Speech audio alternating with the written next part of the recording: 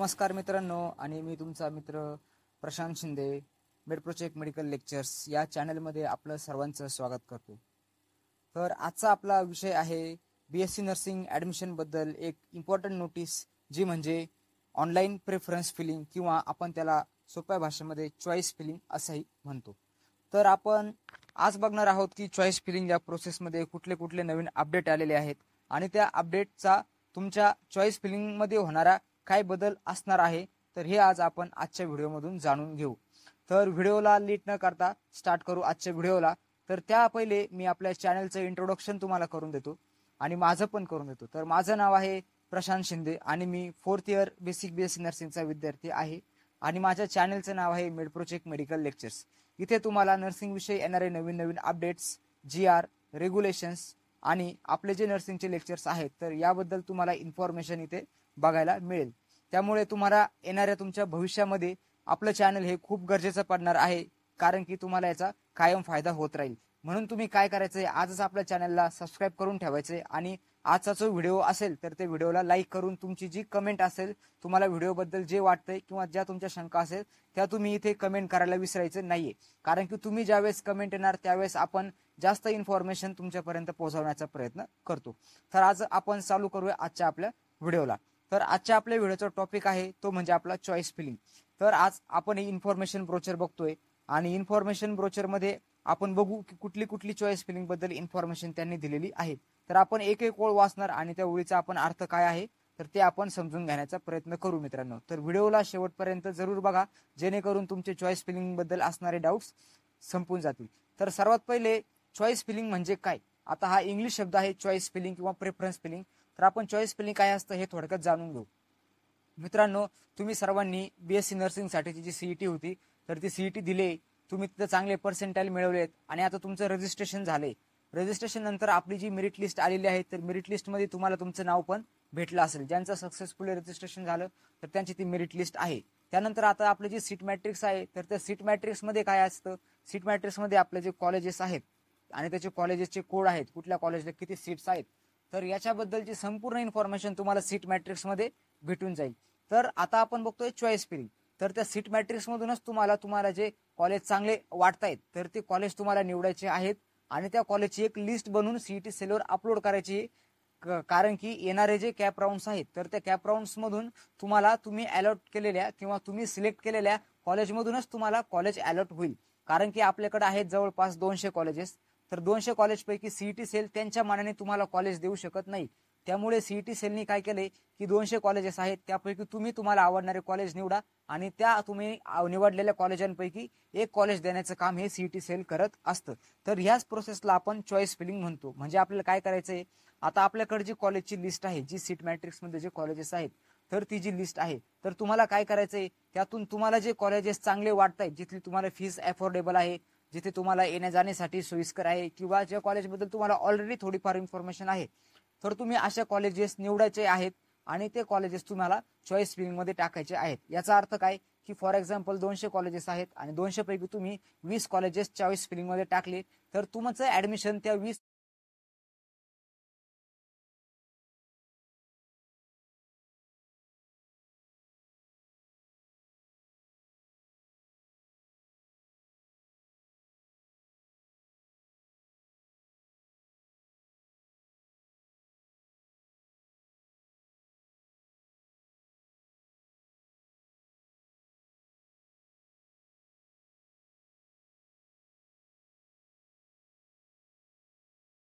तर बघूया आपण की चॉईस फिलिंग काय असते. Online preference filling process and selection process by CAP computerize round the details of the state quota seat matrix. आता स्टेट कोटा सीट मॅट्रिक्स म्हणजे काय, आपलं जे महाराष्ट्र स्टेट आहे तर त्यामध्ये जे BSc नर्सिंगचे सीट्स आहेत त्याला आपण स्टेट कोटा सीट मॅट्रिक्स असं बोलणार.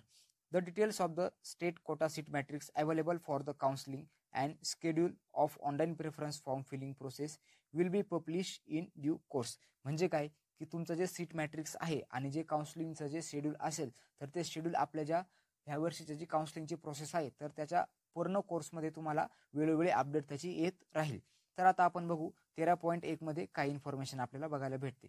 Admission to BSc nursing course for academic year 2024-25. आपलं अकॅडमिक इयर कुठलं आहे? 2024-25 हे आपलं अकॅडमिक इयर आहे. इथे तुम्हाला फर्स्ट सेमिस्टरमध्ये ॲडमिशन मिळते किंवा फर्स्ट इयरमध्ये ॲडमिशन मिळते. Admission to BSc nursing course for academic year 2024-25 will be done online. म्हणजे कसं होणार आहे? पूर्ण प्रोसेस ही ऑनलाईन असणार आहे. By way of filling of online preference forms on www.mahacet.org. म्हणजे ही जी वेबसाईट आहे, तर ह्या वेबसाईटवर तुमचा जो चॉईस फिलिंगचा फॉर्म असेल, तर हा फॉर्मवर तुम्हाला क्लिक करून तुमची चॉईस फिलिंग करायची आहे. The selection of the candidates will be made on the basis of preference given by the candidates. म्हणजे कुठल्या कॉलेजला कुठला कॅन्डिडेट सिलेक्ट करायचा हे कशावर डिपेंड असणार आहे?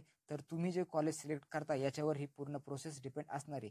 म्हणजे विद्यार्थी कुठल्या कॉलेजला प्रेफरन्स देतात याचवरून त्या कॉलेजला कुठले सीट्स किंवा कुठले विद्यार्थी घ्यायचे हे डिपेंड असणार आहे. Seat allocation shall be made centrally म्हणजे हे गव्हर्नमेंट थ्रू होत असतं किंवा CET सेल थ्रू होत असतं. At a later date on the basis of state merit in the state of Maharashtra and preferences exercise by the candidate. म्हणजे काय की आपली जी मेरिट लिस्ट आहे, तर मेरिट लिस्टमध्ये जे SML वगैरे आहेत किंवा तुमची जी स्टेट मेरिट आहे, तर त्याच्यासोबत डिपेंड काय असतं की आपले पर्टिक्युलर कॉलेजचं मेरिट असतं. तर हा एक फॅक्टर अफेक्ट होईल. आणि सेकंड म्हणजे काय की कॉलेजने कुठल्या की आपले जे विद्यार्थी आहेत तर विद्यार्थ्यांनी कुठल्या कॉलेजला जास्त प्रेफरन्स दिलाय, ह्या दोन बेसिस जे फॅक्टर्स आहेत तर हे अफेक्ट करतील आपल्या चॉईस फिलिंग प्रोसेसवर किंवा याच्यावरच तुमची चॉईस फिलिंग प्रोसेस पूर्ण डिपेंड असणार आहेत. कुठले दोन फॅक्टर्स? तुमची जी सीट मॅट्रिक्स जे असणार आहे, सीट मॅट्रिक्सवर म्हणजे तुम्हाला कळेल की कुठल्या कॉलेजला किती सीट्स आहेत. आणि सेकंड म्हणजे काय, आपली जी स्टेट मेरिट लिस्ट असणार आहे तर त्याच्यावरून पण कळेल की तुम्हाला फॉर एक्झाम्पल गव्हर्नमेंट कॉलेज जर असेल तर अल्टिमेटली तिथली जी रँक असेल तर ती हाय असेल किंवा कट ऑफ तिथला हाय असेल, प्रायव्हेट कॉलेजपेक्षा थोडा कमी असेल. कळलं? The candidate has to fill separate preference form. आता ही माहिती खूप इम्पॉर्टंट आहे, कारण की भरपूर मुलं ही माहिती नसल्यामुळं या काउन्सिलिंग प्रोसेसमधून बाद होतात किंवा मागच्या वर्षी बाद झालेली आहेत. The candidate has to fill a separate preference form for each round. म्हणजे तुम्हाला जितके पण आपले कॅप राऊंड होतील, मॉपअप राऊंड होतील. आता CAP round 1, CAP round 2, CAP round 3 किंवा मॉपअप राऊंड 1, मॉपअप राऊंड 2 असे 4 ते 5 राऊंड होतात, जोपर्यंत आपल्या कॉलेजचे सीट्स अलोकेट पूर्ण होत नाही तोपर्यंत. The candidate has to fill separate preference from before each round. म्हणजे प्रत्येक राऊंडच्या पूर्वी तुम्हाला सेपरेट चॉईस फिलिंगचा फॉर्म भरायचा आहे. म्हणजे आता कॅप राऊंड 1 आहे, तर कॅप राऊंडच्या 1 आधी तुम्ही काय करताय? चॉईस फिलिंग करताय. ज्यावेळेस कॅप राऊंड 2 असेल तर त्यावेळी पण ज्या मुलांना फर्स्ट राऊंडमध्ये कॉलेज मिळालेलं नाहीये तर अशा विद्यार्थ्यांनी काय करायचंय? सेकंड राऊंडला अपियर जर व्हायचं असेल तर त्यांना सेकंड राऊंडच्या पहिले पण परत एकदा तुमचं जे चॉईस फिलिंगचा फॉर्म असेल तर तो भरणं गरजेचं आहे. The candidate can fill online preference from multiple times before clicking submit button. म्हणजे काय की ऑनलाईन चॉईस फिलिंगचा जो फॉर्म असेल तर त्याचं फायनल सबमिशन करायच्या आधी तुम्ही त्याच्यामध्ये 2-3 वेळेस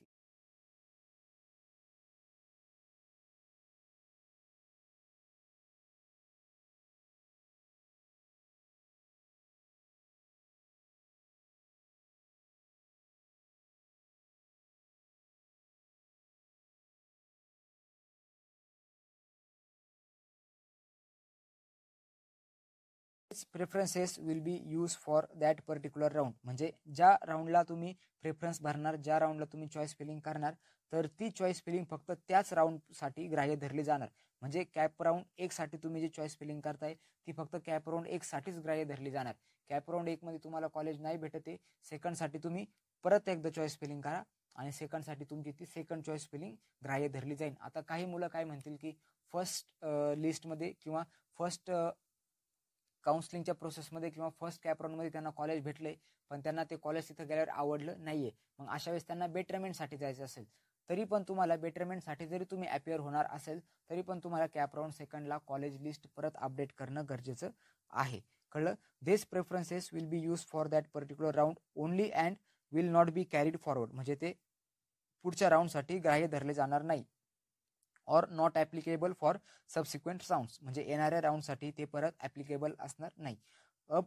upgradation in the subsequent rounds is compulsory if status retention form is not fill. आता स्टेटस रिटेन्शन काय असतं, ज्यावेळेस तुम्ही ऍडमिशन घेता त्यावेळेस तुम्हाला प्रोसेस रिटेन करणे म्हणजे थांबवणे असते. म्हणजे तुमची जी काउन्सिलिंग प्रोसेस आहे तर ती थांबवणे म्हणजे त्या टायमाला तुम्ही काय करता की स्टेटस रिटेन्शनचा जो फॉर्म असतो तर तो फॉर्म तुम्ही त्यावेळी भरून देता.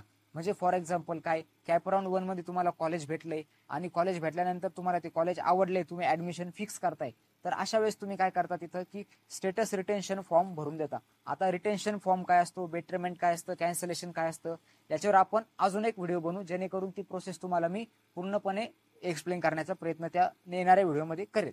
तर आता काय की फॉर एक्झाम्पल जर तुम्ही जर स्टेटस रिटेन्शन फॉर्म जर भरून देत जर असाल तर अशा वेळेस तुम्हाला काय करायचं आहे, म्हणजे upgradation in the subsequent rounds is compulsory if status retention form is not fill. म्हणजे जर तुम्ही स्टेटस रिटेन्शन फॉर्म जर फिल करत नाहीये, म्हणजे अल्टिमेटली तुम्ही काय करताय, बेटरमेंटसाठी अप्लाय करताय, अशा वेळेस सुद्धा पण तुम्हाला काय करायचंय की नेक्स्ट राऊंडसाठी तुम्हाला परत तुमची लिस्ट अपडेट करायची आहे. म्हणजे तुम्ही ऍडमिशन घ्या किंवा नका घेऊ, बेटरमेंटसाठी जर तुम्ही जात असाल त्या कंडिशनमध्ये पण तुम्हाला काय करायचंय की तुमची जी प्रोसेस आहे तर ती चालू ठेवण्यासाठी तुम्हाला परत एकदा चॉईस फिलिंग करायची आहे. तर ह्या वर्षीच्या अपडेटमध्ये हीच एक इन्फॉर्मेशन नोटीस आहे किंवा रूल आहे जो विद्यार्थ्यांपर्यंत पोहोचवण्याचा प्रयत्न मी आजच्या व्हिडिओतून करत आहे. की काय की तुम्हाला प्रत्येक राऊंडसाठी सेपरेट चॉईस फिलिंग करायची आहे. ज्यावेळेस आमचे ऍडमिशन झाले 2-3 वर्षापूर्वी तर त्यावेळेस हा रूल नव्हता.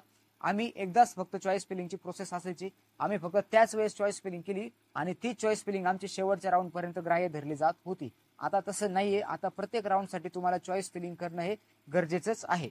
There shall be 2 or more rounds if selection of the candidates depends on the availability of the vacant seats. म्हणजे काय की राऊंड्स किती असू शकतात हे त्यांनी एक अंदाज सांगितला आहे. 2 किंवा 2 पेक्षा जास्त राऊंड्स असू शकतात. सरासरी कॅप राऊंड 2 असतात आणि मॉपअप राऊंड 2 असतात, असे 4 राऊंड्स असतात. तर असे हे जे प्रत्येक राऊंड आहे तर आता हे राऊंड कशाच्यावर डिपेंड्स असतील तर availability of the vacant seats. म्हणजे फॉर एक्झाम्पल एखाद्या कॉलेजला 50 सीट्स आहेत आणि 50 सीट्स पैकी 25 सीट्स पहिल्या राऊंडमध्ये भरताय आणि 25 सीट्स दुसऱ्या राऊंडमध्ये भरताय, तर तिसऱ्या राऊंडसाठी ते कॉलेज अवेलेबल असणार आहे का, तर नसणार आहे. तर अशा पद्धतीने जोपर्यंत कॉलेजची सीट्स भरत नाही तर तोपर्यंत आपली ही जी प्रोसेस आहे किंवा जे राऊंड्स आहेत तर ते चालू राहतील. The selection will be on the basis of merit and preference submitted by the candidate. म्हणजे तुमची जी मेरिट लिस्ट आहे आणि तुम्ही जे प्रेफरन्स फिल करताय, जी चॉईस फिल करताय, ह्या 2 फॅक्टर्सवर तुमची जी सिलेक्शन प्रोसेस असेल तर ती चालेल. Fresh preferences should be fill by the candidate for each round. बघा मित्रांनो, ही राऊंड परत किंवा ही जी इम्पॉर्टंट नोटीस आहे ही त्यांनी सुद्धा परत इथे लिहिलेली आहे की काय, प्रत्येक राऊंडसाठी तुम्हाला नवीन प्रेफरन्स टाकायचे आहे, फ्रेश प्रेफरन्स टाकायचे आहे. The choices of course and colleges once entered online shall be final and irrevocable. म्हणजे काय, एकदा तुम्ही चॉईस फिलिंग केली आणि तुम्ही सबमिट बटन किंवा क्लिक बटन दाबलंय तर त्यानंतर तुम्हाला ते एडिट करता येणार नाही. त्याला जर एडिट करायचं असेल तर तुम्हाला दुसऱ्या राऊंड मध्येच डायरेक्ट एडिट करता येईल. आपण बघतोय पुढची इन्फॉर्मेशन, दॅट इज द 13.3 म्हणजे 13.3 मध्ये काय नोटीस आहे तर ते आपण आता जाणून घेऊ. The college code for BSc nursing course has a 4 digit number specific for each college. म्हणजे काय असतंय की प्रत्येक जे कॉलेज आहे तर त्या प्रत्येक कॉलेजसाठी तुम्हाला एक स्पेसिफिक कोड असेल. आता तुम्ही बोलणार की आम्हाला कॉलेज कोड कुठे भेटतील, तर तुमचं जे सीट मॅट्रिक्स जे आहे तर सीट मॅट्रिक्स मध्ये कॉलेजचा सिरियल नंबर त्याच्या समोरच तुम्हाला कॉलेज कोड बघायला भेटेल. आणि ज्यावेळेस तुम्ही तुमची चॉईस फिलिंग करायला जाणार आहेत मित्रांनो तर त्यावेळेस तुम्हाला काय करायचंय, तुमचा हा जो कॉलेजचा कोड आहे तर हा कोड तुम्हाला तिथं फक्त एंटर करायचा आहे आणि अल्टिमेटली तुमच्या कॉलेजचं नाव तिथं तुम्हाला भेटून जाईल. It is not compulsory to fill all the preferences. म्हणजे काय, म्हणजे फॉर एक्झाम्पल आपल्याकडे 203 कॉलेजेस आहेत, असं काहीच मॅन्डेटरी नाही की तुम्ही 203 कॉलेज टाका. The candidate should verify the fee structure of the state and institutional quota seats of private minority nursing college at prescribed by the fees regulating authority. म्हणजे काय, म्हणजे तुम्हाला ज्या कॉलेजला ऍडमिशन घ्यायचं आहे तर तुम्ही ऍटलिस्ट एकदा गुगलवर जा किंवा त्या कॉलेजच्या वेबसाईटवर जाऊन तिथे कॉल करा की तुमच्या कॉलेजची फीस किती आहे, किंवा तुम्ही इंटरनेटवर जर गेले तर तुम्हाला प्रत्येक कॉलेजची वेबसाईट भेटेल आणि त्या वेबसाईटवर प्रत्येक कॉलेजनी दरवर्षी होणारे अपडेटेड फीस तिथं लिहिलेली असते. म्हणजे तुम्ही काय करा की असे कॉलेजेस बघा जिथली फीस तुम्हाला अफोर्डेबल आहे, किंवा फॉर एक्झाम्पल जिथले तुम्हाला एखाद्या ठिकाणी जर तुम्हाला मॅनेजमेंट मधून ऍडमिशन घ्यायचं आहे तर तिथले मॅनेजमेंटची फी किती आहे किंवा तिथे किती तुम्हाला ऍडिशनल फी भरावी लागेल हे तुम्हाला ऑलरेडी माहिती पाहिजे. भरपूर वेळेस विद्यार्थी काय करतात, अंदाजपंच कॉलेज टाकून देतात आणि नंतर त्यांना तिथे गेल्यावर कळते की इथं तर बाबा लाखभर रुपये फी आहे आणि आता मी इथली फी भरूच नाही शकत. जे कॅटेगरीवाले मुलं आहेत त्यांचं आपण ग्राह्य करू शकतो की त्यांना मायनॉरिटी फी असते, 10 ते 15,000च्या आतमध्ये फी असते. पण ओपन कॅटेगरीवाले आणि ओबीसी कॅटेगरीवाले ज्यांना 50% ती पूर्ण फी भरावी लागते किंवा जे मॅनेजमेंटचे विद्यार्थी असतात, तर अशा विद्यार्थ्यांसाठी फीस भरणे हा खूप मोठा प्रश्न नंतर उभा राहून जातो आणि विद्यार्थ्यांना मग समजत नाही ऍडमिशन घेऊ की कॅन्सल करू, आणि कॅन्सल केलं तर मग पुढे राऊंड शिल्लक राहत नाही. त्यामुळे तुम्ही काय करायचंय, जे पण कॉलेज तुम्ही चॉईस फिलिंगसाठी टाकणार आहेत तर तिथली फीस तुम्ही आधीच माहिती करून घ्यायची आहे, जेणेकरून तुम्हाला पुढचे जे प्रॉब्लेम्स आहेत तर ते प्रॉब्लेम्स येणार नाही. त्यानंतर आता हे फी स्ट्रक्चर तुम्हाला कुठे भेटेल, तर www.mahafra.org. तर ह्या वेबसाईटला मी ऑलरेडी भेट देऊन आलेलो आहे. तरी ते सगळे कॉलेजेस बद्दलची फी दिलेली नाहीये. प्रत्येक जिल्ह्यामधील 1 किंवा 2च कॉलेजेसची लिस्ट किंवा कॉलेजेसची फी तिथं आहे. तर तुम्ही याच्यापेक्षा डायरेक्ट प्रायव्हेटपणे जा आणि कॉलेजला कॉल करून विचारा किंवा कॉलेजच्या ऑफिशियल वेबसाईटवरून तुम्ही फी किती आहे तर हे तुम्ही बघून घेऊ शकता. त्यानंतर आता आपण बघू 13.4 मध्ये कुठली इन्फॉर्मेशन आहे. The college codes are given to existing college, म्हणजे प्रत्येक कॉलेजला एक स्पेसिफिक कॉलेज कोड असणार आहे. For some of this course the seats may not be available for MST nursing CET 2024 quota during round 1. म्हणजे याचा अर्थ काय की जे नवीन कॉलेजेस आलेले आहेत त्यांची अजून प्रोसेसिंग चालू आहे आणि मे बी असे कॉलेज तुम्हाला फर्स्ट राऊंड साठी किंवा कॅप राऊंड फर्स्ट साठी अवेलेबल नसतील. तर ज्यावेळेस आपलं सेकंड राऊंड किंवा थर्ड राऊंड असेल तर अशा वेळेस तुम्हाला ते कॉलेजेस अवेलेबल होतील आणि ज्यावेळेस तुम्हाला ते कॉलेजेस अवेलेबल होतील तर त्यावेळेस तुम्ही त्या कॉलेजचा प्रेफरन्स फिलिंग किंवा चॉईस फिलिंग नेक्स्ट राऊंड मध्ये करू शकता. म्हणजे सर्व जे नवीन कॉलेजेस आलेले आहेत तर ते तुम्हाला फर्स्ट राऊंड मध्ये मे बी काही त्रुटी असतील तिथे, त्यामुळे नाही बघायला भेटणार, पण तुम्हाला येणाऱ्या राऊंड्स मध्ये ते सर्व कॉलेजेस बघायला भेटतील. Therefore candidates who desire to opt for they seats, म्हणजे ज्यांना नवीन कॉलेजेस मधले सीट्स लागत आहेत तर त्यांनी काय करायचंय की जे पुढचे राऊंड्स येतील, दुसरा राऊंड तिसरा राऊंड, तर त्यांनी त्या राऊंड पर्यंत थांबायचं आहे किंवा त्यांनी वाट बघायची आहे. त्यानंतर आता आपण बघू की फीस बद्दल काय आहे. The fees for government nursing colleges is as below as per the government regulation number. आता त्यांनी खाली दिलेले आहे की पर्टिक्युलर कॉलेजची फी किती असेल. आता इथं पर ॲनम किती दिलेली, 21,000 रुपये फी आहे. पण तुम्ही कुठला जरी कॉलेज बघितला तर तिथली फी आताच्या घडीला जर बघतोय आपण तर 80,000च्या पुढंच फी आहे प्रत्येक कॉलेजची. आणि ओबीसी असेल तर तुम्हाला 50% फीस भरावी लागेल जर तुम्ही आपल्या कॅप राऊंड मधून जर लागत असाल तर. मित्रांनो, ही खूप थोडक्यात माहिती होती की चॉईस फिलिंग काय असते, त्यानंतर चॉईस फिलिंग कशी करायची आहे, प्रत्येक राऊंडसाठी नवीन चॉईस फिलिंग करायची आहे. ही ह्या वर्षीचा किंवा मागच्या वर्षीपासून आलेला नवीन अपडेट आहे आणि हा सगळ्या विद्यार्थ्यांनी मनात ठेवायचा आहे किंवा तुमच्या मित्रांना पण सांगायचं आहे की प्रत्येक राऊंडसाठी नवीन चॉईस फिलिंग करायची आहे. तर मित्रांनो, तुम्हाला जर व्हिडिओ जर आवडला असेल आणि कंटेंट जर आवडलेलं असेल तर व्हिडिओला लाईक करायला विसरू नका.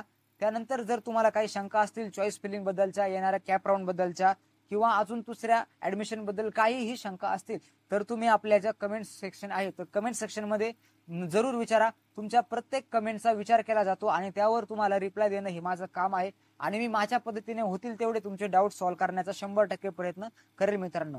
तर हा जो व्हिडिओ आहे तर हा व्हिडिओ तुमच्या मित्रांना शेअर करा, ज्यांना नर्सिंगसाठी ऍडमिशन घ्यायचं आहे अशा पालकांपर्यंत सेंड करा की ज्यांच्या मुलांसाठी नर्सिंग हे करिअर घ्यायचं आहे. तर आपल्या चॅनलला मित्रांनो सपोर्ट करा, त्यासाठी तुम्हाला चॅनलला सबस्क्राईब करायचंय आणि आपल्या बेल आयकनला क्लिक करून ठेवायचंय, जेणेकरून काय मी जे पण नवीन अपडेट तुम्हाला बीएससी नर्सिंगच्या ऍडमिशन बद्दल देत राहील तर ते सर्वप्रथम तुमच्यापर्यंत पोहोचण्याचं काम होत राहील. तर